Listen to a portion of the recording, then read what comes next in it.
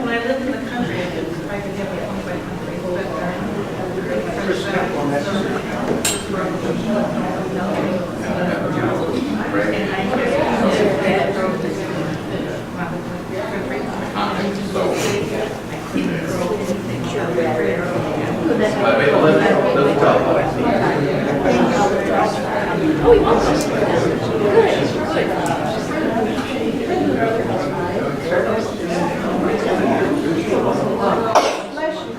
I saw that. Yes.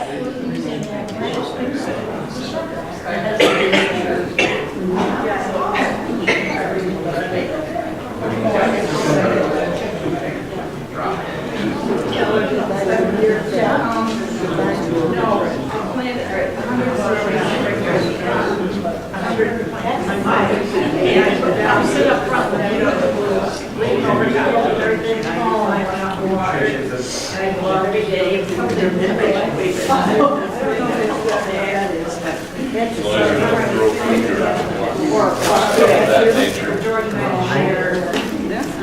I gotta look at some tea. All right, I'm gonna go get some tea.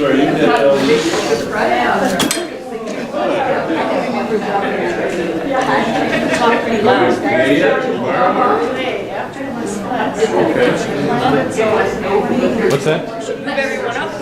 If you'd like, we could put another row. Would you like us to? No, I don't. It's up. Or we can, well, no, you're kind of tethered there, aren't you? Yeah, at least go over there once. I have a lot of slides. So Okay. they taught me a slideshow that's like over 2 hours long. So this is pared down. It's hard to decide what to. Bus? Sure. There's a lot to cover. There is. There's a lot going on.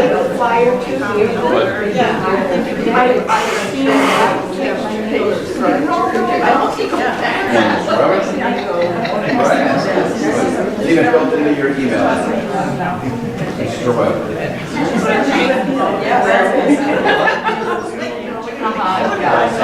We get perfect.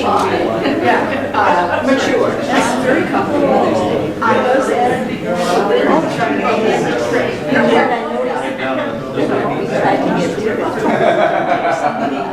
Okay, yeah. Well, then, yeah, I mean. It's all right though. It's Mr. Review. Yeah, that's right.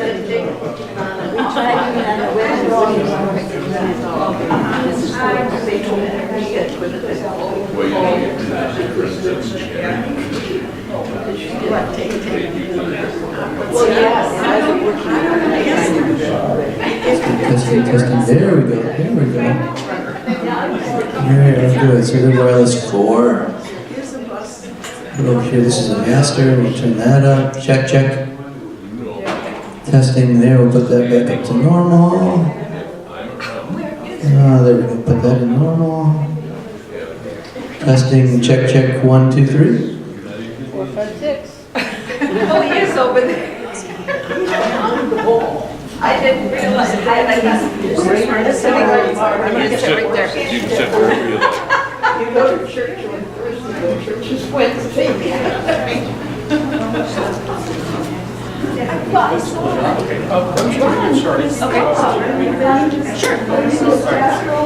right, we're going to get started this morning. We have a guest speaker from the Huron River Watershed Council, Kris Olsson, and she's going to talk to us about climate change here in Michigan. And you did say that you would take questions as you go along? Yes. Okay, so if you have any questions, she's got a microphone. She's going to have to use that. Okay, all right.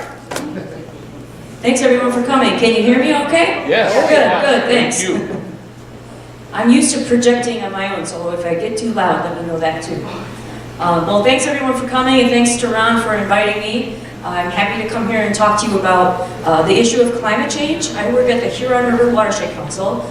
We work on water quality issues all over the Huron River watershed, which includes parts of Oakland, Livingston, Wayne, Monroe, and Washtenaw counties. But also, I am a climate reality leader.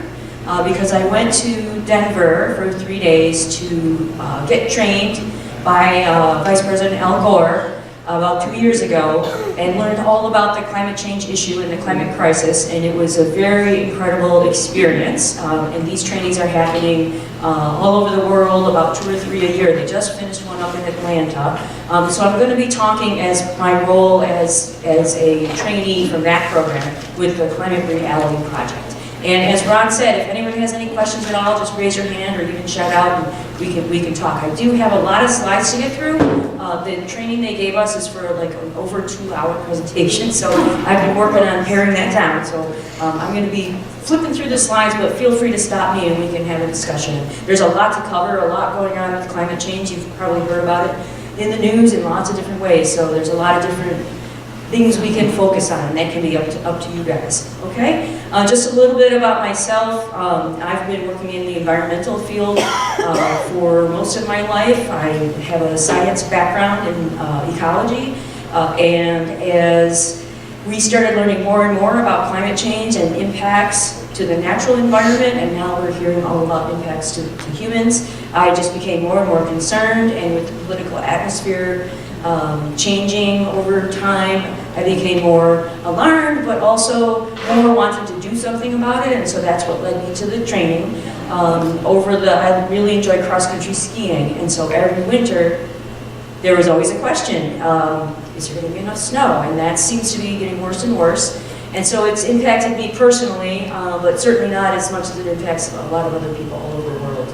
So I took the training and became really inspired, and so I'm here to talk to you about climate change, and hopefully you can then talk to your friends and do what you can to solve the climate crisis. So let's get started. So again, I'm from the Climate Reality Project, and let's start with an overview of the Earth. This picture was taken by the Apollo astronauts, and shortly after this picture was taken, it was kind of an inflection point for the country. This was in the late 60s, and shortly after this we had our first Earth Day here on Michigan's campus. And there became a movement as people realized, we're just this globe floating in space, and we realized that we are actually quite vulnerable. So it led to a lot of environmental change and a lot of improvements. So I'm hoping we're at an inflection point now, and I'll be talking about that throughout. And this is another picture of the Earth from space, and it shows the atmosphere. Atmosphere, when we think of the atmosphere, we look up into the sky, we think it just goes on forever and ever. Well, in reality, if you were able to get into a car and drive at highway speeds up there, you would reach the end of the atmosphere and not be able to breathe in just a few minutes. So it's really quite thin. And Carl Sagan used to say, if you took a globe and thought about how thick the atmosphere was, it's really as thin as the lacquer that they cover that globe, that they paint that globe with. So that's another way in which we're very vulnerable, right? And what we've been doing since about the 1860s or so is pumping greenhouse gases, carbon emissions, into that atmosphere, 110 million tons a day. So that's becoming a problem. People remember when they called this a greenhouse effect? Right? Back in school, back in my 8th grade class, we talked about the greenhouse effect, back in the 70s. And it said right there in the textbook, scientists are concerned about the greenhouse effect and eventually the Earth becoming too warm. So we all know that we get energy from the sun, and part of that energy is reflected back out into the Earth. And if it wasn't for the greenhouse effect, we wouldn't have life here, because some of the radiation is trapped in the atmosphere, and that makes it warm enough to have life. So what happens is that we're burning a lot of fossil fuels, and this is just showing how much over, really it's been exponential. And really when we look at the surface temperature, the air temperature, it's following that same path.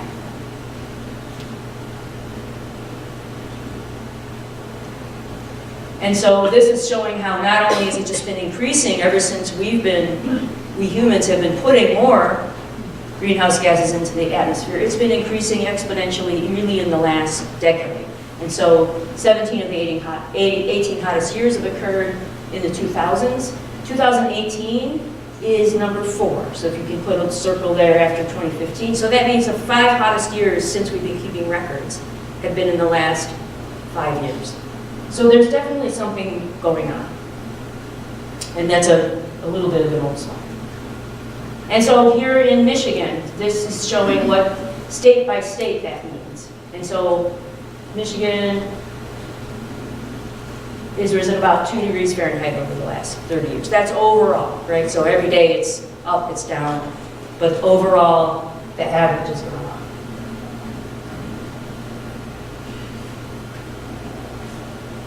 So in Michigan, that means heat wave days are expected to jump by 15 per year. 42 heat wave days in 2050.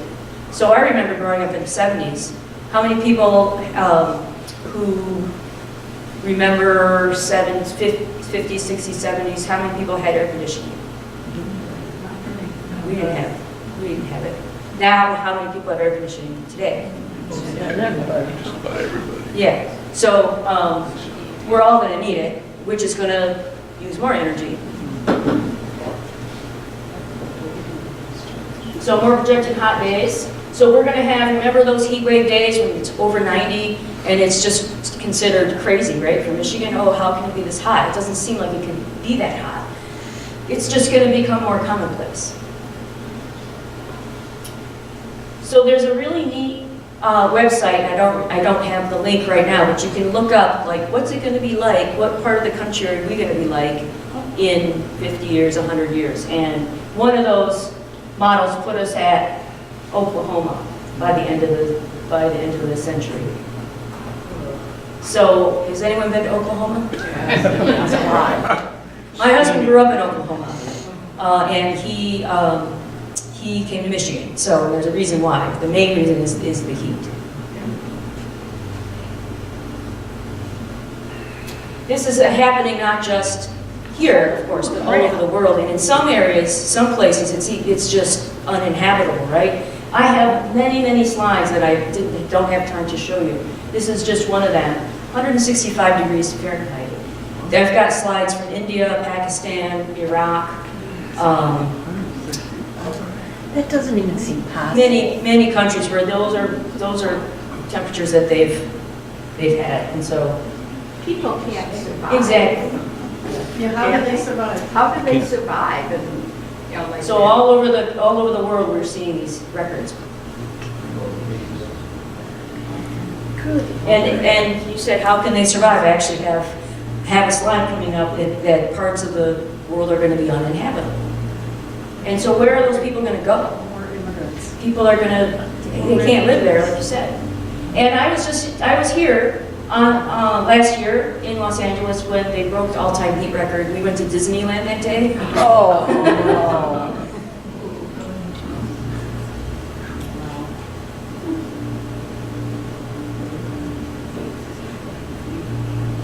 Los Angeles. And so this is the other issue is, have people heard the term environmental justice? Mm-hmm. So this is a big environmental justice issue because it's the low-income populations, both in our country and then in the other parts of the world, that have to suffer the most. They have to live in the areas maybe without air conditioning and high-rises. There's a heat island effect. Where there's floods, people tend to live in the floodplain and in lower-income areas. And so it's going to be impacting people who have less ability to deal with it or to move away.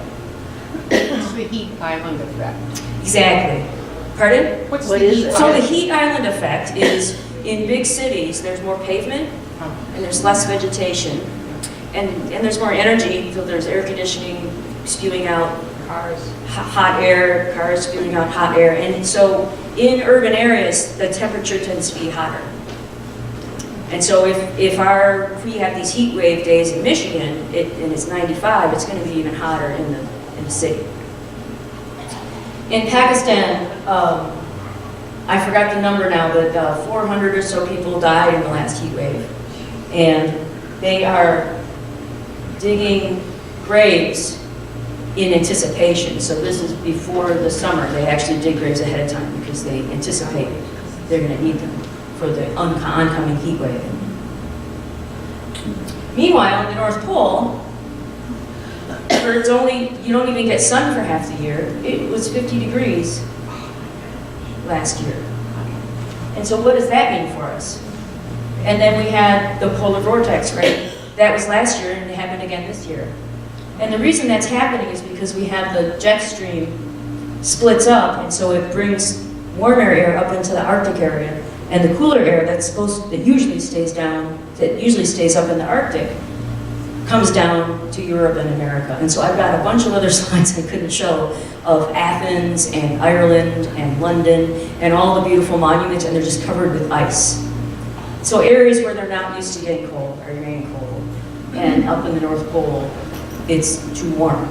And there are lots of implications for that.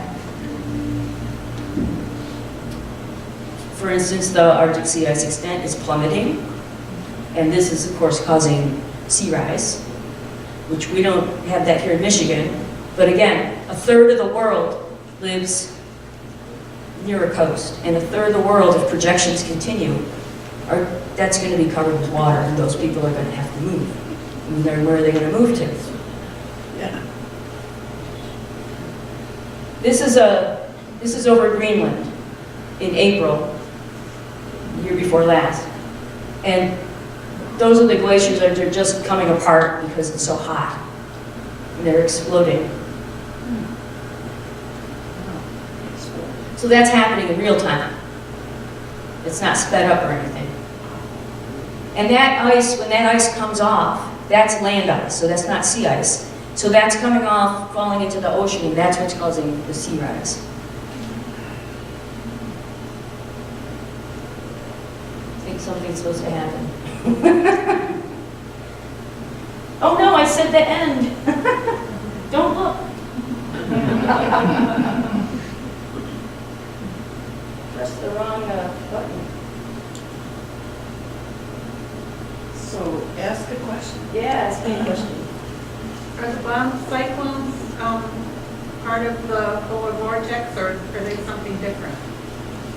That has to do with water vapor. So as the air temperature rises, it sucks water vapor out of the oceans, and so there's just a lot more heat and water in the atmosphere, and also. And that causes much more rainfall, and we have those more intense rainfalls, and it causes snowfall, it causes more intense storms, blizzards, and so that is all related. And the more intense hurricanes, and so all of the flooding that's happening in the Midwest right now is not entirely due, right? Because we have bomb cyclones have been around. Another part of this is that we're finding more names for these things, and so meteorologists are starting to name the storms, but they're becoming more intense when they do happen, and they're more frequent. And I have a couple slides that'll show you. Have people heard the term like 1 in 100-year storm? Yeah. Right? So the 1 in 1, like, so the flooding that they had down in Texas and in the South was like a 1 in 500-year storm. Well, they've had like one of those every year, it seems like. So those are becoming more frequent. Oh, did I lose my... Okay, sorry about that. Technology. Where were we? We just saw the glaciers in Greenland. Yeah. Yep, okay. Things are exploding in Greenland. There we go. And when we were worried about this in the 80s, 90s, 2000s, and when Al Gore came out with his first movie, it was all, wow, we're really worried this is going to happen in the future, right? But now, Al Gore had his second movie, and the climate leadership training and the slideshow that he's all going around the world giving, it's happening now. So in some ways it's kind of a good thing because it's more direct, so we can say, this is happening now, we want to stop it. On the other hand, it's hard to say how to stop it, right? It's such a big... Okay, so here we go. So your question about the bomb cyclone. So 90% of the heat that it's trapped by that global warming is actually going into the ocean. The ocean is absorbing all of that heat. We are an ocean planet. 75% of the Earth is ocean. So in some ways, it's much better than it could have been because we would have been a lot hotter. The ocean's been absorbing it, but that's been leading to some problems like the hurricanes. So the water's been absorbing all that heat. That means the water itself is warmer. And so when hurricanes form, as they do, they're forming over much warmer water, and it's deeper down into the bottom of the ocean, which is important. And we remember some of these pictures from when that happened, you know, nursing homes that were flooded, and I think some of them, they were trapped there.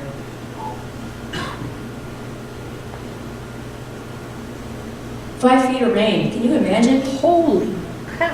I mean, remember last summer it was Marquette up in UP got 5 inches and they declared a national emergency. So that's hard for me to imagine 5 feet. When we get really lots of rain here and you think, oh, it's been raining and raining, it's like 1 or 2 inches. And then Puerto Rico, the hurricane, 36 inches of rain in 24 hours. And talking about environmental justice for Puerto Rico, 1,400 people died, and we're still fighting to get aid there to rebuild. My hope is that when they rebuild their electricity grid, they're going to go clean energy and solar. So while that was happening in Houston, this was happening in India. 1,400 people died.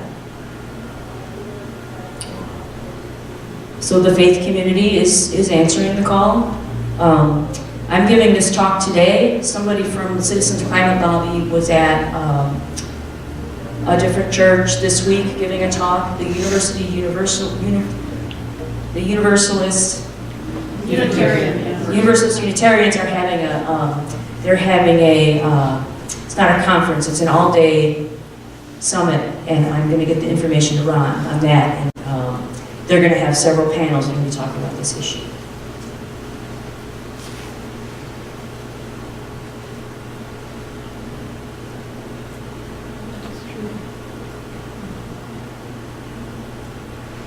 And so this is when I was talking about that 1 in 500 year idea. So we remember Hurricane Sandy, right? That was one of the first red flags, I think, a few years ago. So the risk used to be like 1 in 500 year storms. Now, they're happening much more often.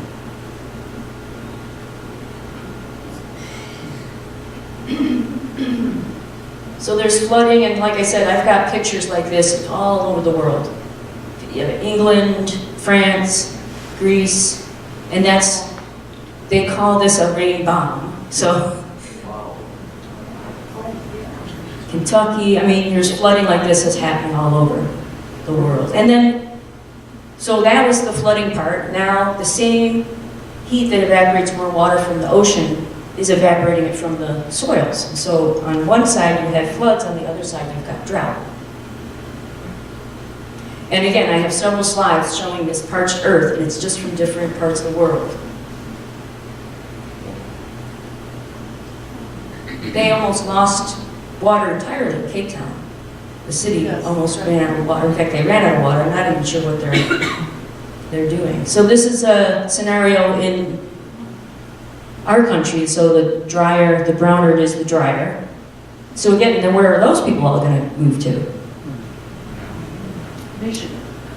That's actually, when I went to a conference, Michigan Climate Action Network had a state summit on climate, and Jonathan Overpeck, who's the dean of SEAS, which used to be the SNRE, the School of Natural Resources at University of Michigan, that was one of his points, is that Michigan, we are going to see lots of impact from climate change, but compared to the coasts, compared to the Southwest, we're actually not going to be as bad off. So we're still going to have fresh water, vegetation, groundwater. So yes, we're going to probably look to see a lot of people wanting to move here.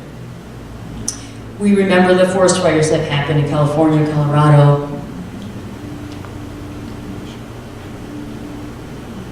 So here we go. This is obviously drought is impacting the ability to grow food. And there you go, literally unbearable. And then this was the poster that got the British people to narrowly vote for Brexit. So they are seeing this as a threat, and that was one of the main reasons Brexit passed, and we're seeing all the turmoil that's going on over there. And then on the medical side, it's also a medical emergency in terms of public health and wellness. So tropical diseases are on the move because it's getting warmer. The winters are not as cold, so the carriers, the insects and things can survive the winter, or they can get 2 or 3 breeding seasons in. We remember the Zika virus, and that kind of moved up into Florida. And so diseases like that could move further north. And then in terms of species, in terms of endangered species, and our ecosystems are under incredible threat. And that's just from climate change, not from all the other reasons why natural ecosystems and animals and plants are under threat. Trickle down effect.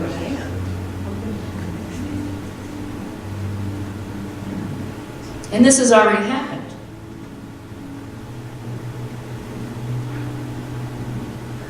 And now, back to our Huron River watershed. So our watershed is in Ann Arbor. Also, it starts up near Pontiac, the river, and it flows through Oakland County, through Milford, and through parts of Livingston County, and Washtenaw, and then down into Lake Erie. So that's sort of, and then southeast Michigan generally. So we're going to be seeing warmer average temperatures.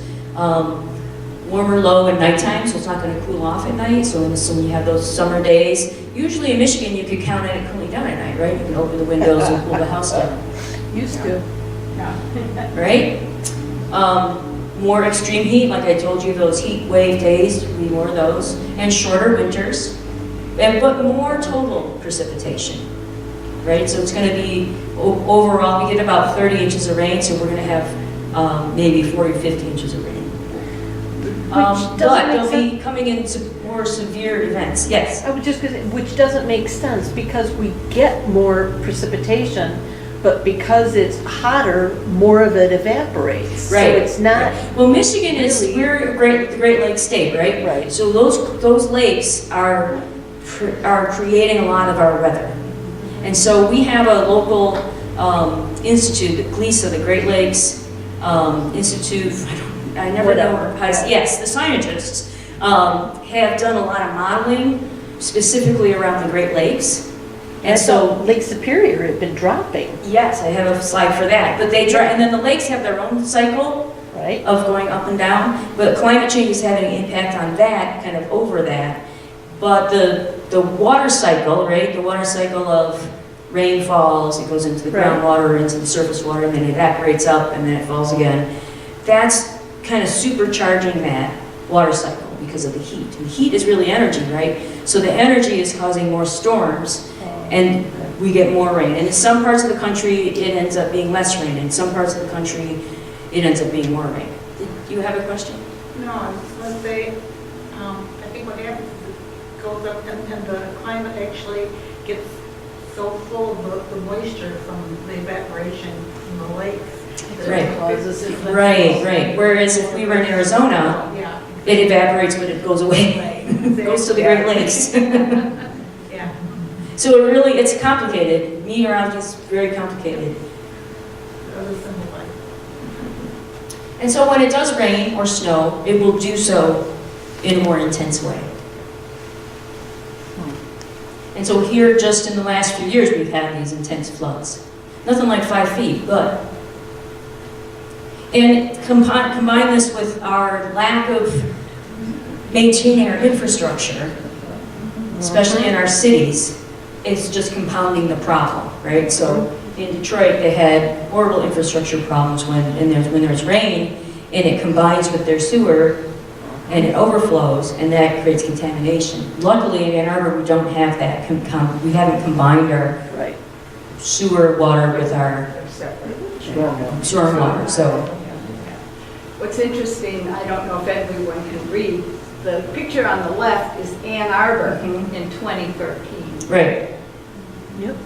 I don't remember that. I don't remember it either. Oh, I do. Do you? Okay. Oh. I don't know where that picture exactly is. That's That's downtown on campus. Is it, okay, because Yours. it always Isn't that- floods down by Finger Lee. Oh, yeah, Yeah. yeah. But this is in, That's downtown Ann Arbor. yeah. Yeah, isn't that one of the quads in the background? Yeah, I think so. South Quad. I thought it was on campus. Yeah, it is on campus. Now, the city's working really hard to put in some resilient infrastructure. They actually re-engineered 4th Avenue. It has underground stormwater storage and pervious pavement in some places, and they put in like those garden boxes.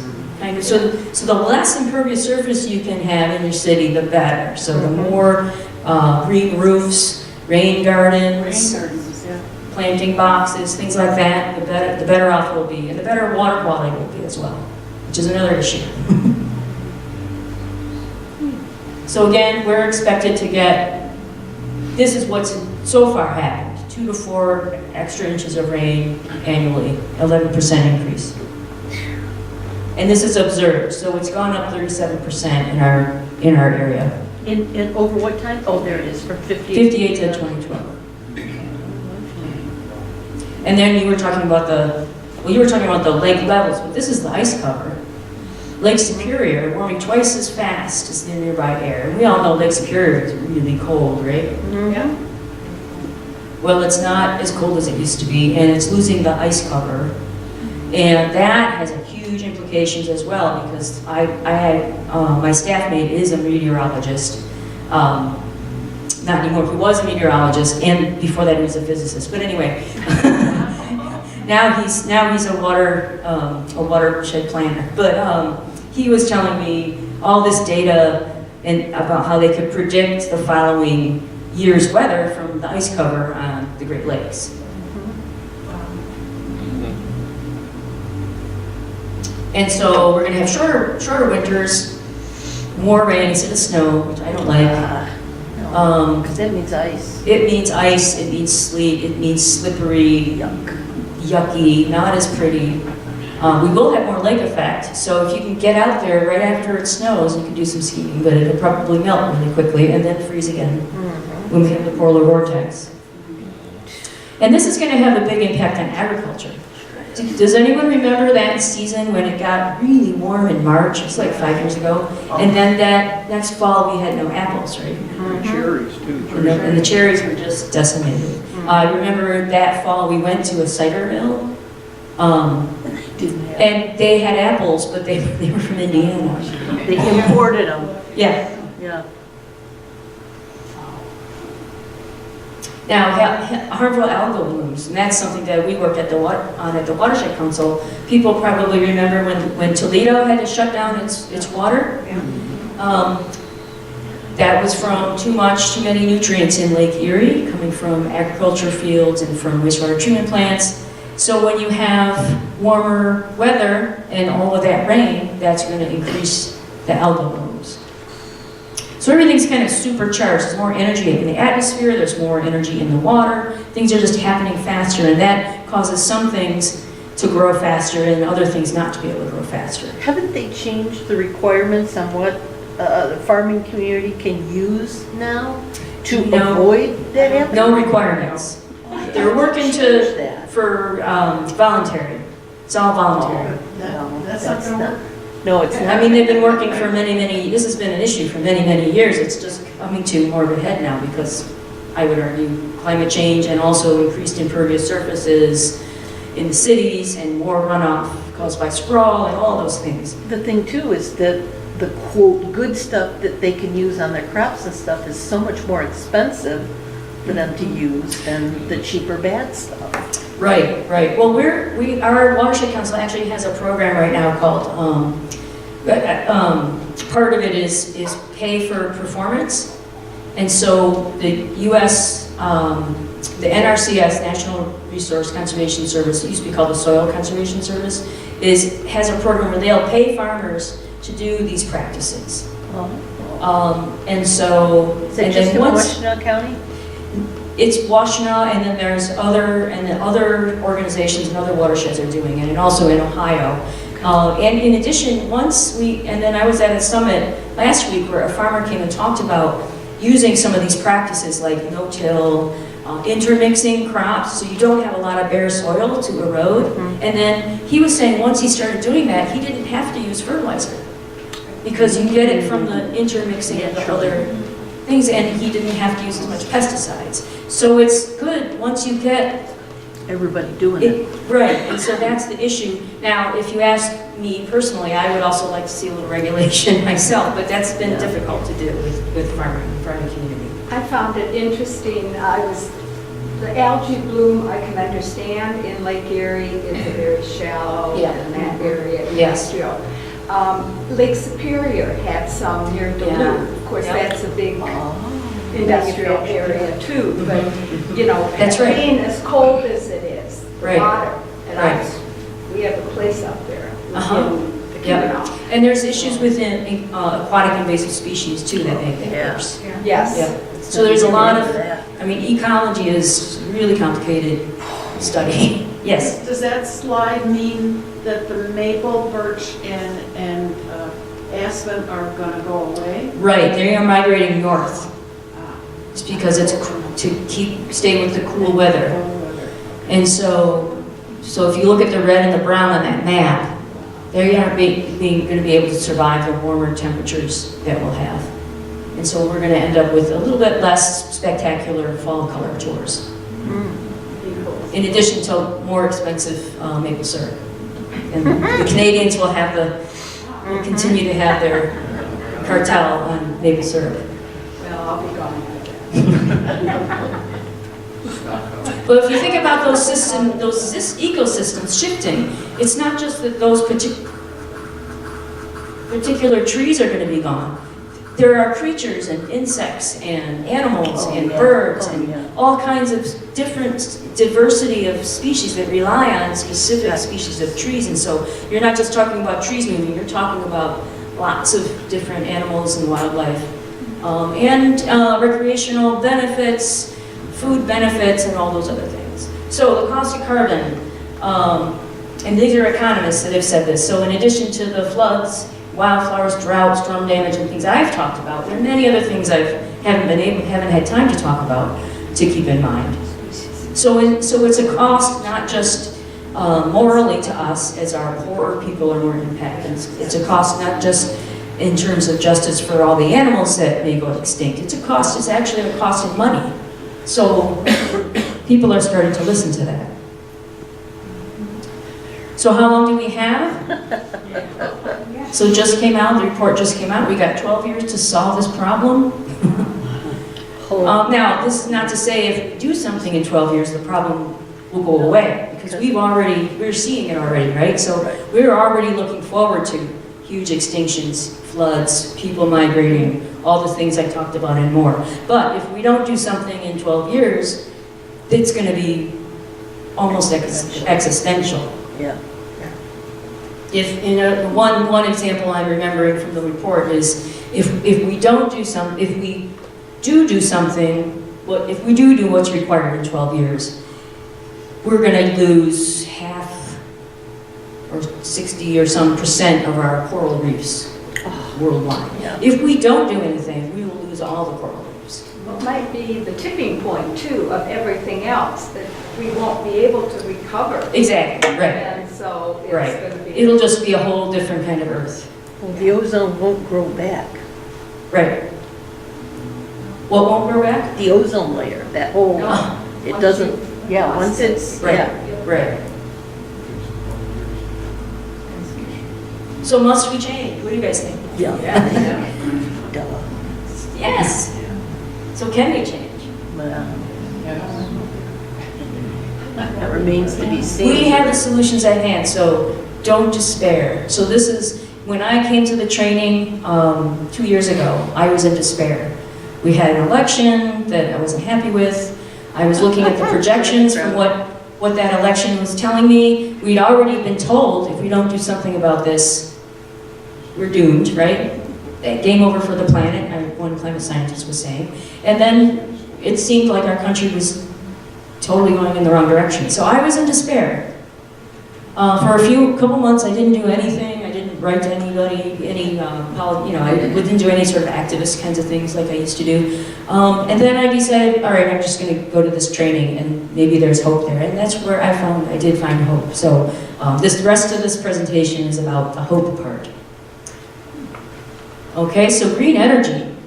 We've got to go to green energy. We've got to stop using the carbon, right? We've got to stop extracting carbon from the ground, leave it in the ground, get more into the ground. So luckily, people have been working on clean energy. So this is talking about wind. The projection in 2000 was that we would reach 30 gigawatts by 2010, and what's really happened is 16 times more. Oh, wow. And now the rest of this a lot of this presentation is going to have a lot of these graphs, and they're either going to go precipitously down, meaning cost is going down, or precipitously up, meaning usage and capacity is going up. Okay. So costs for wind are going down, and the capacity is really, really going up. This is in the US. And the interesting thing is the two states that are number 1 and 2 in wind, we're not number 1 and 2, but the two states that are putting the most into wind and using wind the most, and which might surprise you, are Oklahoma and Texas, which is two of the reddest states who also are using the most, extracting the most petrochemicals. Wow. In terms of the economy, 2.6 million jobs. We just heard Michigan is number 1 in clean energy jobs or something, in the growth of clean energy jobs, I heard on Michigan radio. So of course, if you look at wind and solar, the potential is there. It could supply the worldwide electricity consumption easily if we deploy it. Cities. So when we dropped out of the Paris Agreement, cities and states, universities and businesses kind of took up the mantle. So we've got cities right now, they're using 100% renewable energy. They're not using any fossil fuels. Oh, wow, that's awesome. Meanwhile, batteries. I was just at a conference on Friday at the University of Michigan Law School, and they were talking about battery storage, so storage of solar and wind, because that's a big issue, right? Because didn't somebody say when the wind isn't blowing, you can't watch TV, right? What? You can guess who may have said that. It also causes cancer. So Everything does. once we get the battery situation worked out, it's going to be a real game changer. Now with solar, this is another one of those projections. That's really going high. I'm going to try that again.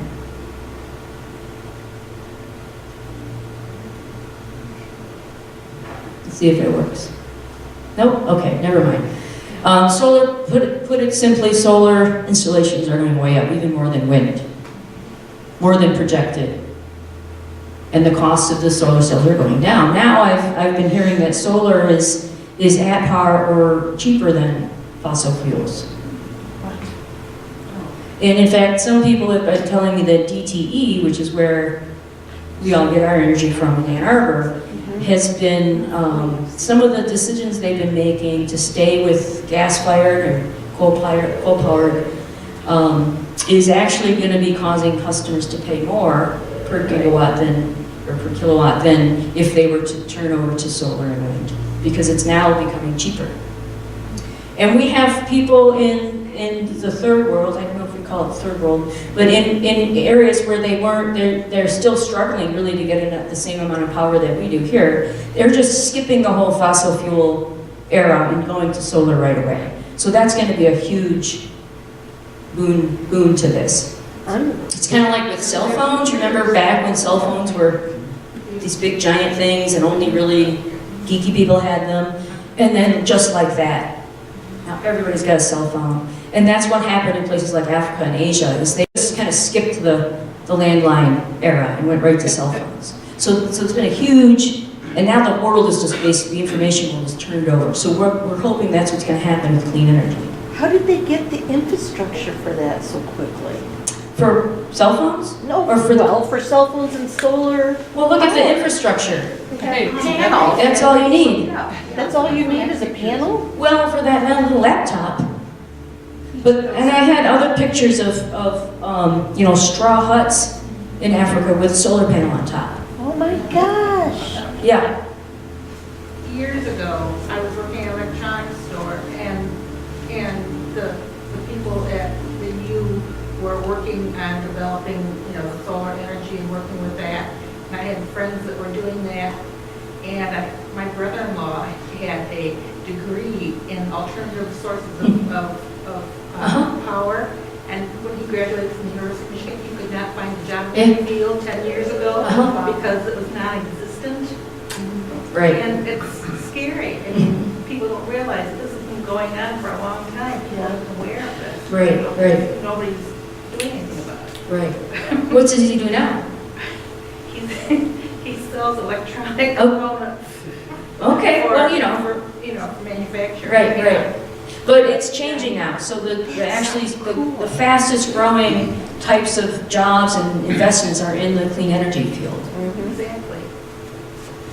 It's amazing. So I don't know why some people want to look back and stick with the horse and buggy.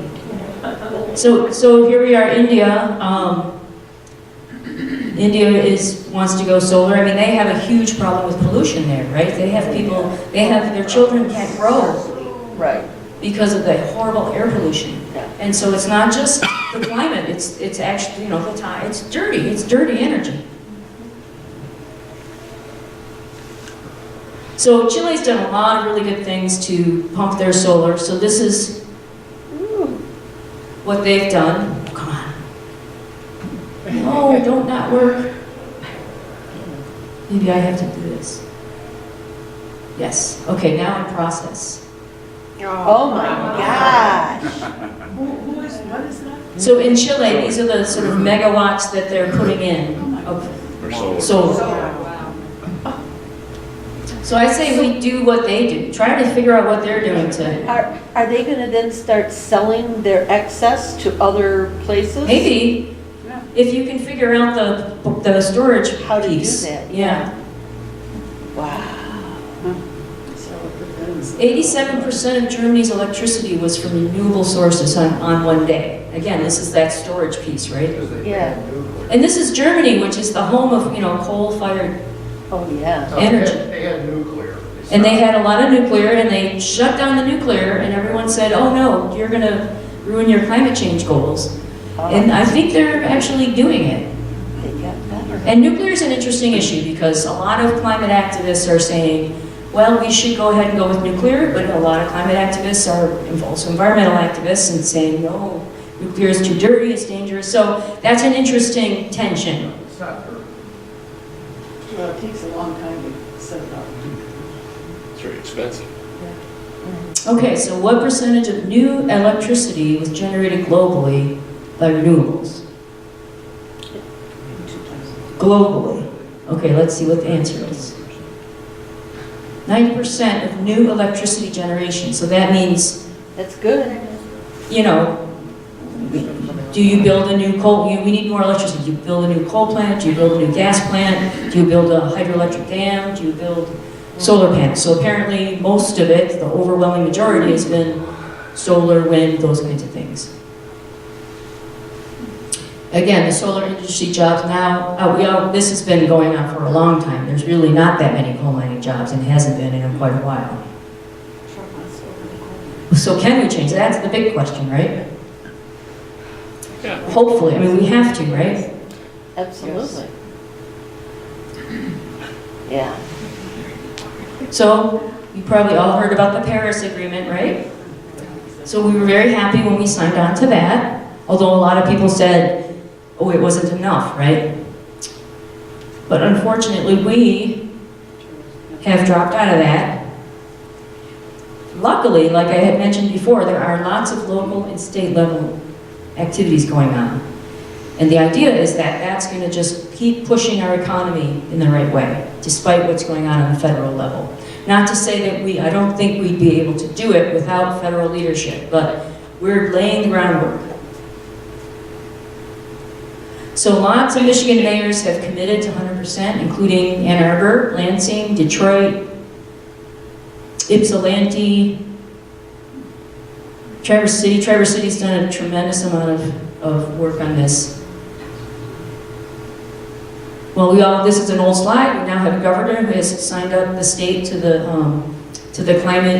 state climate alliance. I forget the name of it, but we now have changed the name of our DEQ to include climate change. So things are looking up that way with our new governor. Even corporations, DTE and Ford, are getting on board. And GM. Yep. And didn't the U of M just? Yes, so the recently do University of something Michigan like just that? committed to carbon neutrality. Yeah. Exactly. They don't have to pay city taxes. That's right. That's right. That's true. That's We the know bad that. thing about Ann Arbor. Right. Christopher Taylor, our mayor, is all for people going solar on their houses. Mhm. But the first thing you do, you put them up and your property taxes I know. skyrocket. That's a problem. And that, he's That's a not. problem. What's wrong with this picture? Yeah. Yeah. I'm on a group called the Ann Arbor Climate Partnership, and it's people like Citizens Climate Lobby, a Climate Reality Group, Ecology Center, the city staff. I mean, they're not on it, but they come and talk with us. So we're working on it. Keep working hard. Yep. What was your But- comment, Mike? It was that if you are an Ann Arbor resident and you put solar panels on your roof or anything, they increase the cost of your property Because it's a home taxes. improvement. So any home Include the improvement. solar. And it goes up. Negates any savings you get going so. They don't put 50-cent gas tax on it, so you can't drive. Okay, so all of these cities, states, universities committed to Paris. So the idea is that we're going to do it whether our federal government is committing to it or not. I got a question. Yes. You didn't talk about natural gas. Uh-huh. In last week, as unbelievable as it sounds, the cost of natural gas at the drill heads went negative. So you literally have to pay somebody to take the natural gas. Of course, they don't pay somebody to take the natural gas. So They burn it. So that's why if you get nighttime photos at the Dakotas, they're lit up because they're just burning Wow. that gas. Because they can't just shut it down? They what? They can't just cap it? Oh, God, no. Because they want to wait They when just it burn goes back up again. Those are all those flares out. But Right. the reason they can't get rid of it is because, a previous administration blocked pipelines. The Uh-huh. only way you can get it from where it's drilled to where people use it is pipelines. Yeah. So capitalism can find a way to solve a lot of this, but you gotta let it happen. Yeah, actually, Because free gas would do a lot of good. uh-huh. Well, one of my slides, one of the things I'm going to ask you guys to do is, has to do with capitalism, but I'll get to that in a minute. One of the points you have to make, though, is gas is gas. Whether it's burned in your home or burned at the wellhead, the same pollution is going into the air. Yeah, We have to quit using gas. yes, yeah. Actually, it's considerably worse unless you have less than 3% leakage. It's actually worse than burning coal. Yes. And, All the natural gas, fracking and all that, yes. So here we have the U.S. cities committed to 100% renewable. Yep, let's get. And our county, Washington County also has committed as a county. And then the other thing we can work on is changing the way, the pattern of how we're living, right? So what do you guys think the greenest city in the country is in terms of energy usage and pollution? And New York City. Oh, New York. Yeah, Manhattan. No way. Yeah, because it's so dense. Yeah, say that again? It's dense. Yeah. Yes, A lot of people in one small area. Right. Relatively small area. so From their body heat. kind of, well, my mom lived in the Gettys Lake condos, I mean, that was just, she was on, it was just 2 floors, but they were next, she was in between 2 other, so she didn't hardly have to put the heat on, or she did, because she liked it hot, but, yes, it makes a big difference. And so, They don't have to have cars. exactly, the less amount of land you have to use up to build your buildings, the less impervious surface you cause, the less driving you have to do, the less you have to spend on energy to heat your home or cool your home. The more bicycling you can do. And then if you combine it with edible landscaping, green infrastructure, so having rain gardens and things that mimic natural areas. So this is a proposal down near County Farm Park where they're trying to, I mean, they're not building skyscrapers, but they're trying to at least have people live in a more sustainable way in terms of using less car transportation. They're right across from several shopping areas. So this is the kind of thing we like to see, and also from the Watershed Council standpoint, because this uses up less land, we can keep those natural areas in the watershed that are recharging our groundwater and keeping our water quality good. And if people can build, we like to say build up, and I forget the other, build up and drive, get rid of your car, don't use as much impervious surface. That works for climate and it works for water quality. So I'm sorry, where is this? This is a proposal, so this is a drawing, this is a rendering of what it would look like, but it's just south of County Farm Park. Where's that? Down on Washtenaw and Platte? Oh, okay. By the Washington County Rec Center? Yeah.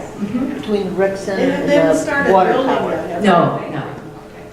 But if you look at Ann Arbor's neighborhoods, and you go to the oldest neighborhoods, they actually kind of look like that. Like the houses are closer, they're closer to the road, they have front porches, they don't have giant lawns, they have, 2-story homes, and the roads are narrow. Yep. And they're nice to walk, and that's where I like to bike, and people can look out their porches and say hi, and they're closer to the shopping. It's just a matter of physics and math, right? It's geometry. It's like, if it's over a mile to a store, you're probably going to drive. If it's only a quarter mile to a store, maybe you'll walk. And if it's a couple blocks to a store, you'll probably walk. Right? And then if you go to the neighborhoods that were built in the 50s, wider roads, longer driveways, bigger yards, ranch-style homes, bigger, even though we're having less kids. Right? So we're having 1.2 kids per person, but our square footage of housing these days, they've got McMansions and they have giant houses and they're built out in the township. You have to drive at least 20 minutes to get anywhere. Probably have McMansions right here. Yeah. Okay, I attended this. This was a lot of fun, but People's Climate March, so people are getting out in the street. So that has an impact. Citizens Climate Lobby. So I'm almost done. I just have a couple of slides to tell you about some of the things I'm involved in. Citizens Climate Lobby is a nationwide organization. We have a chapter here in Ann Arbor. I've got handouts there if anyone's interested in getting the link. But we're working towards a specific tool that would help reduce carbon. Putting a fee on carbon, collecting the fee at wherever it's extracted, be it with a well or the coal mine. This particular proposal is $15 a ton. Collect all the money and then return it in the form of a dividend to all households equally. And then you have a border adjustment so that people don't get goods that don't have that extra cost from other countries. So it's called the Energy Innovation and Carbon Dividend Act, and it's HR 763. It has all of these co-sponsors, bipartisan. We do have a Republican who signed on. So the idea is to let capitalism work in our favor. So you use the fee to put a price on carbon. That's going to put a price signal through the economy, and people are going to want to use less carbon to save money. At the same time, you're getting money back to kind of offset that cost. And you would think this kind of a tax or fee would be regressive, right? Because people who can't afford to get a Prius or to buy a fancy house that uses less energy and they have to drive for their job, that's going to be harder on them, right? But they're going to get the money back in this dividend. And then there's been lots of economic studies and models done, kind of modeling it out, what the impact would be. And it's the impact for lower income parts of the economy will be that they will actually get more back from the dividend than they would be spending in the higher price they're going to be spending for the for consuming various products and driving and things like that. So we think this is it's not the only thing. It's not going to solve the process, but it's going to bring our use of carbon down to the Paris Climate Agreement amounts. Just this alone. So we need to do more, but we think this would be the sort of simple, but the sort of most straightforward way to get something done. We actually have a piece of legislation. I'm also very excited about the Green New Deal. That is a really big overarching, not even really strategy yet, more of it doesn't have a lot of details in it, but I think this would help bring a lot of the aspirations of the Green New Deal to the fore. So this is something I would like people to think about. If you are used to calling your representative and senators, this is something I urge you to let them know you encourage them to do. Are Michigan, I can't read that part, but are Michigan, no, they're not on? We don't have any yet. So we're really been pushing Representative Dingle to propose this. We had a good, Senator Peters made a really impassioned speech for needing to do something about climate change, and so did Senator Stabenow. So they're both on board with fighting climate change, but we want to get them on board with this specific legislation. And then the Climate Reality Project, we also have a local chapter. If you just Google Climate Reality Project in Washington County, and we also have handouts, I would recommend you do that. And then How much did it cost you to take the training? nothing, Oh, except for travel. whoa. And there's one coming up in Minnesota. Yeah. And so back to planet Earth, we recognize its vulnerability. We recognize that we need to do something if we want our children and our grandchildren and their children to have a similar kind of experience with Earth that we have. Somebody told me that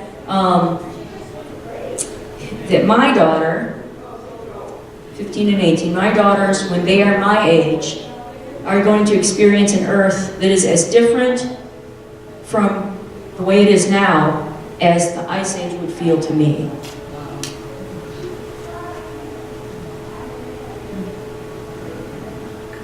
So we have lots going on. There's some kind of news story about climate change. It seems like every day somebody doing something. The City of Ann Arbor Council is struggling with how to fund this.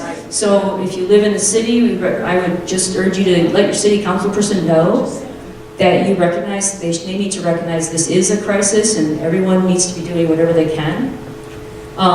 If you want to get involved with either of those two groups, that would be wonderful. And just maybe give a call to your representative and senator on HR 763. And if you have any other questions, let me know. Yes? I read 2 books about water, and I can only remember the name of one. It was called Moby Duck.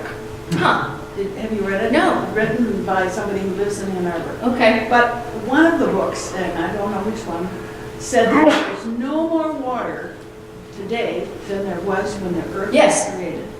It is That's right, it's all the same water. same cycle. Yes, of it. that's right. Yeah. That's right, Yeah, we are. there you go. I thought that was remarkable. Yeah, although there's a little bit of water on Mars. So we could get some if we needed it. It's a heck of a long pipeline. Yes. Well, watch out for that pipeline. It's going to go from Lake Superior down to Arkansas, Arizona. For water? Yeah. Yeah. It's been proposed. It's not going to happen. Yes. You're talking about our Great Lakes, in terms of, I would understand it's going to be flood this year. Is this something that is, well, it has been cyclical, but what about Yes. long Yes. term? So there's the usual, I guess there's a short, not really that. There's a shorter term cycle and a longer term cycle that's been happening over the eons. But climate change is going to kind of I think it's going to just goose the process. So we'll still have those ups and downs in the lake levels. And then the big thing, I think, for the Great Lakes is the lack of ice cover. Is going to be the huge difference. So that's going to really change our climate, I think, in Michigan. But the good news is that if you had to pick a state that's going to see the least impact in our country, it might very well be Michigan. Because of the Great Lakes. They're buffers. They're buffering us from a lot of these problems. But that can be a problem and an opportunity. We're going to see, I think, and I've thought this for a long time, I think you're going to see people wanting to move to Michigan in the future. So it's going to be up to us to figure out how to house them, right? So we don't want them to spread out all over the whole state and cut everything down again, like we cut down the forests for the timber industry. Yeah. So the erosion of the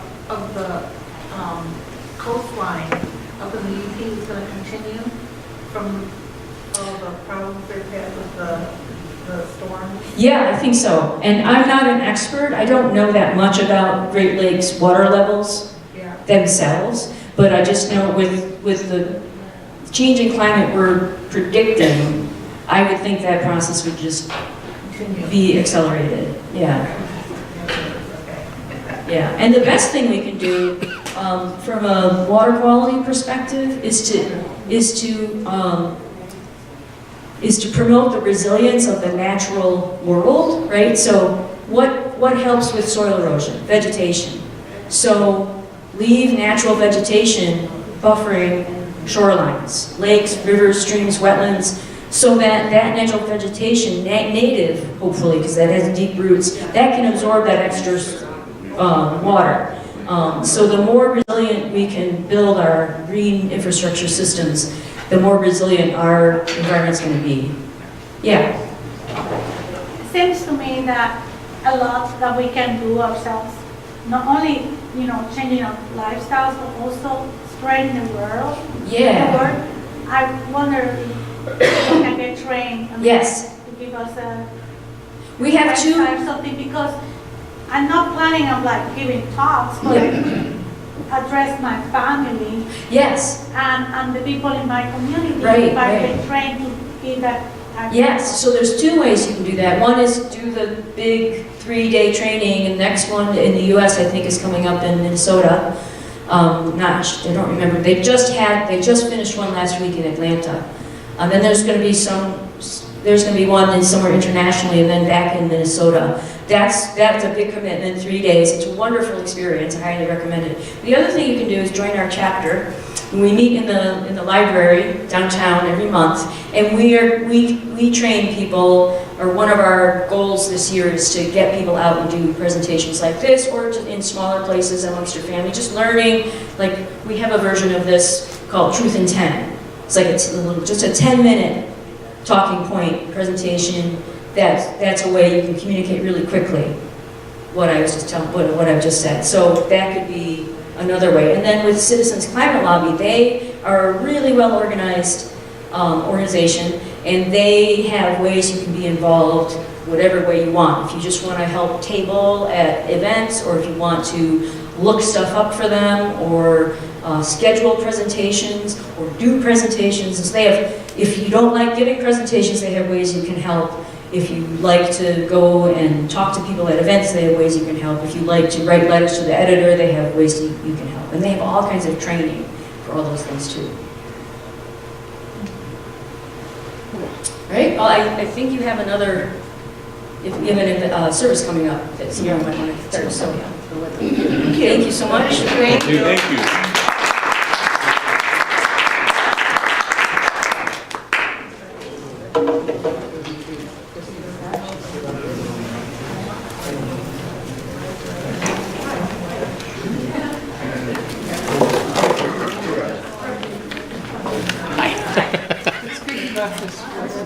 Yes. Yeah. I mean, he leaves you. Yes.